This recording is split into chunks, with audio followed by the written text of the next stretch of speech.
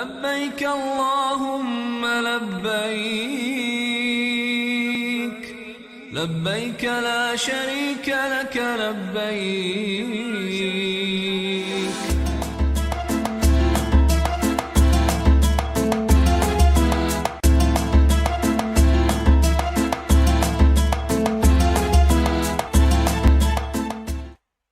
Assalamualaikum warahmatullahi wabarakatuh. Pemirsa Inmas TV dimanapun Anda berada, jumpa lagi bersama saya Miftahul Jannah dalam talk show layanan haji yang terus mengupdate informasi terkini terkait pelaksanaan penyelenggaraan ibadah haji di Provinsi Sumatera Selatan. Saat ini bersama saya sudah hadir di studio Inmas TV yaitu Ibu Hadiati Munawaroh selaku Deputi Perencanaan dan Pengkajian BPKH RI. Assalamualaikum Ibu. Waalaikumsalam. Apa kabar ini Ibu? Alhamdulillah. Ini gimana ini kesannya datang ke Bumi Sriwijaya ini? Ini baru pertama apa sudah pernah sini sebelumnya? Sudah pernah. Oh, sudah pernah. Alhamdulillah disambut hujan sejuk. Alhamdulillah, enggak apa-apa Bu ya hujan. Oke Bu, ini sebenarnya yang mau kita ketahui tentang BPKH. Kalau boleh tahu ini Bu, apa itu BPKH? BPKH itu kan Badan Pengelola Keuangan Haji. Badan yang dibentuk dengan Undang-Undang Nomor 34 Tahun 2014. Badan ini bertanggung jawab langsung kepada Presiden.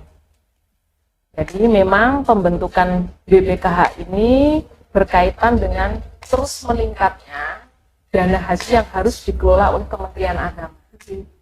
Sehingga pemerintah mempertimbangkan untuk dikelola khusus oleh suatu badan, sehingga dibentuklah BPKH. Ya. Kalau terkait tusi dari BPKH itu sendiri apa saja? Jadi sesuai Undang-Undang Nomor 34 Tahun 2014, tugas BPKH itu adalah meningkatkan kualitas penyelenggaraan ibadah haji, lalu rasionalisasi biaya penyelenggaraan ibadah haji, dan kemaslahatan untuk umat Islam. Jadi tugas-tugas BPKH memang berkaitan dengan bagaimana mengelola dana haji yang semakin besar nilainya agar amanah syariah untuk tidak hanya meningkatkan kualitas haji saja, namun juga untuk kemaslahatan umat Islam. Kemaslahatan umat Islam. Oke Bu, tadi terkait bagaimana pengelolaan dana haji itu kan untuk ini. Bagaimana itu dana? Kalau boleh tahu Ibu, jemaah tentu juga ingin tahu, masyarakat ingin tahu berapa dana yang dikelola oleh BPKH tentunya. Terus pengelolaannya itu seperti apa? Jadi kalau sampai dengan sekarang ya, dana haji yang dikelola BPKH itu ada 165 triliun. 165 triliun. Ya, alhamdulillah sudah tumbuh besar. Sejak dari awal BPKH berdiri yang dulu hanya sekitar 124 triliun ya.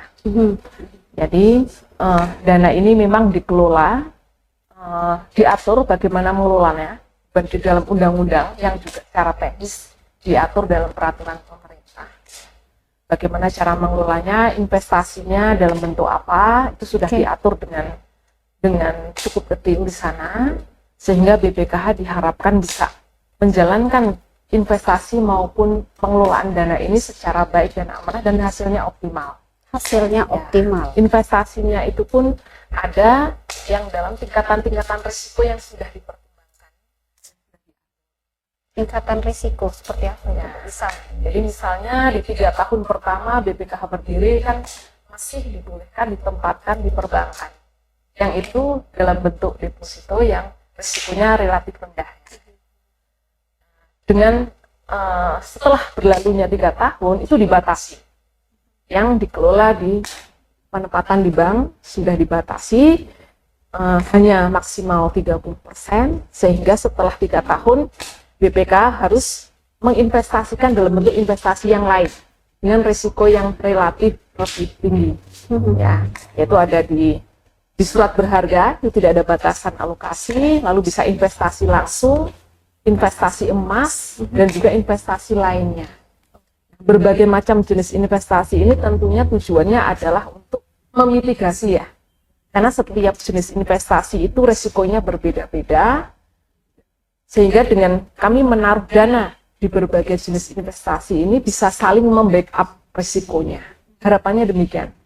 Ini yang sekarang dikelola secara profesional dengan tenaga-tenaga BPKH, pegawai BPKH yang profesional, yang dengan target-target pencapaian yang diharapkan ya, ke depannya, jangka panjangnya, jangka pendek maupun jangka panjang, bisa menjaga sustainability keuangan haji. Ya, tanggung jawab BPKH kan bukan hanya membiayai jemaah yang berangkat tahun ini nih, Mbak Mitra. Namun tanggung jawab kami juga menyiapkan pembiayaan untuk jemaah haji yang tunggu. Sekarang yang menunggu sudah 5 juta lebih.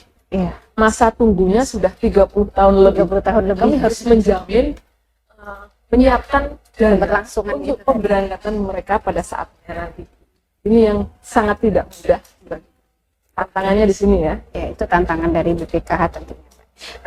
Mungkin ada juga kenapa ini setoran BPIH tahun ini naik nih, karena kan tadi sudah ini kami kelola nih, dimasukkan di investasi nih, kemudian dari pengelolaan itu kenapa itu ada kenaikan di BP tahun ini? Tentu ini dengan pertimbangan yang sudah sangat cermat, sudah sangat panjang ya, termasuk mempertimbangkan sustainability tadi, agar BPKH menjaga dananya untuk kemampuan membiayai jemaah haji tunggu sampai dengan 30 tahun ke depan. Memang sudah sekian lama, lebih dari 5 tahun tidak pernah naik. Iya. Sementara harga-harga sejak dari biaya penerbangan, catering, dan berbagai biaya lain itu sudah naik. Mengalami kenaikan juga. Ya, dengan kenaikan biaya tanpa ada kenaikan setoran dari jemaah, artinya hasil investasi BPKH dalam bentuk nilai manfaat atas mengelola dana haji semakin besar yang harus disubsidikan atau ditambahkan untuk mencukupi biaya jemaah. Nah, kalau sudah makin banyak berlebihan dana hasil investasi yang kami salurkan untuk jemaah haji yang berangkat sekarang, dikhawatirkan jemaah yang nunggu nanti tidak kebagian.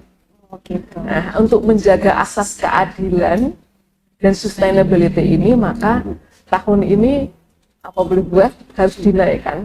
Ya insya Allah pahalanya banyak tahun ini, karena ikut turut untuk menjamin keberlangsungan haji yang tinggi. Tapi ada kemungkinan tidak itu untuk jemaah haji tahun berikutnya gitu? Atau dia sudah memang sudah dipertimbangkan untuk berapa tahun ke depan, apa hanya untuk tahun ini gitu? Wallahu alam ya. Tapi memang kita berharap tentunya kenaikan ini tidak secara bertahap, sedikit demi sedikit ya, untuk menjaga juga kemampuan jemaah. Bagaimana atau tarif dari BPIH ini kan bukan BPKH yang menetapkan, tapi ditetapkan oleh DPR. Sehingga bukan kami.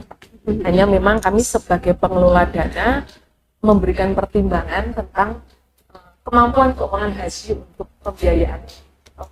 Baiklah, Ibu Hadiati. Ini kalau upaya BPKH ke depan untuk optimalisasi dana haji itu seperti apa? Memang menjadi tugas kami ya untuk mengoptimalkan dana kelolaan. Kami juga punya tugas lain untuk meningkatkan kualitas penyelenggaraan ibadah haji dan juga tugas untuk merasionalisasi biaya haji. Karena ada tugas-tugas seperti itu tadi, maka kami ke depannya sedang menjajaki untuk investasi berkaitan dengan ekosistem perhajian. Sehingga kami harapkan mudah-mudahan kami bisa investasi di dalam layanan-layanan haji yang di Arab Saudi. Baik berkaitan dengan perhotelan maupun catering dan transportasi. Dengan kami menjadi bagian di ekosistem itu, diharapkan kita bisa ikut menentukan pasar, baik kualitas maupun harga. Kualitas sesuai dengan harapan dari jemaah Indonesia, harganya pun juga diharapkan lebih efisien. Sehingga berbagai tugas BPKH tadi terkait kualitas, terkait optimalisasi dana, bisa sekaligus tercapai. Tapi ini tentu kami harus menyiapkan diri baik-baik agar dana haji yang kami masukkan ke sana juga aman. Terkait ekosistem tadi dari BPKH ya, tentunya untuk peningkatan kualitas pelayanan terhadap jemaah haji itu sendiri ya. Baiklah. Kemudian ini apa terakhir nih, bagaimana dukungan nih terhadap embarkasi Palembang ya untuk perbaikan terhadap jemaah haji di Provinsi Sumatera Selatan ini khususnya gitu. Nah, tadi saya sudah dengar dari bincang-bincang ya, embarkasi Palembang ini salah satu yang menjadi percontohan Iya. untuk layanan. Tentu BPK sendiri akan support sepanjang itu untuk pelayanan kepada jemaah haji, karena salah satu tugas BPK di sana. Ya, dan dari dana kelolaan BPKH itu kan ada dana yang dari dana abadi umat, nilainya sekitar 3,5 triliun. Hasil kelolaan dari dana abadi umat ini, investasinya atau nilai manfaatnya memang ditujukan untuk bantuan program kemaslahatan bagi umat Islam. Nilai manfaatnya. Nilainya setiap tahun sekitar tahun ini kami prediksi sekitar 200 miliar. Dana sebesar ini memang dialokasikan untuk bantuan-bantuan, antara lain bantuan berkaitan dengan perhajian. Bantuan terkait perhajian, untuk layanan haji. Sehingga jika embarkasi memerlukan perbaikan layanan fasilitas, misalnya bisa saja diberikan alokasi bantuan dari program kemaslahatan. Entah untuk renovasi gedung, entah untuk ambulans, ataupun kendaraan operasional, dan layanan lainnya. Oke. Mungkin ada lagi tidak Bu pesan atau apa ya yang perlu diketahui jemaah terkait BPKH sehingga jemaah haji ini sudah memahami betul bahwa oh ini tugas BPKH, mereka menerima apa, layanan apa, seperti itu. Ya, jadi para calon jemaah haji ya, terutama yang sudah mendaftar. Ya, memang mohon bersabar menunggu bisa sampai dengan 30 tahun ya. Tapi insya Allah dananya dikelola BPKH dengan prinsip syariah, dengan amanah, Insya Allah aman. Dan hasil kelolaannya itu pun nanti akan kembali kepada jemaah dan sebagian juga untuk umat Islam. Dan karena masa tunggunya sangat panjang, kami juga menyarankan begitu mampu jemaah haji yang masih usia dini pun juga silahkan mulai menabung sehingga di usia 12 tahun bisa segera mendaftar. Agar waktu berangkat nanti usianya masih cukup muda ya. Oke. Baiklah Bu, setidaknya ini jemaah mengetahui seperti apa dan mereka merasa aman terhadap pengelolaan, mereka mendaftar haji gitu kan, merasa aman dan nyaman. Oke, terima kasih. Ini Ibu Hadiati Munawaroh ya Ibu, mohon maaf. Terima kasih atas bincangnya dan informasinya terkait BPKH, pengelolaan keuangan dana haji. Oke, terima kasih Ibu. Hadir di studio Inmas TV, pemirsa Inmas TV, demikian bincang kita. Saya Miftahul Jannah beserta seluruh kru tim Inmas TV yang bertugas mohon pamit. Jangan lupa tetap saksikan program kami hanya di Inmas TV, Jembatan Informasi Kemenak Sumsel. Wassalamualaikum warahmatullahi wabarakatuh. Waalaikumsalam warahmatullahi wabarakatuh. لبيك اللهم لبيك لبيك لا شريك لك لبيك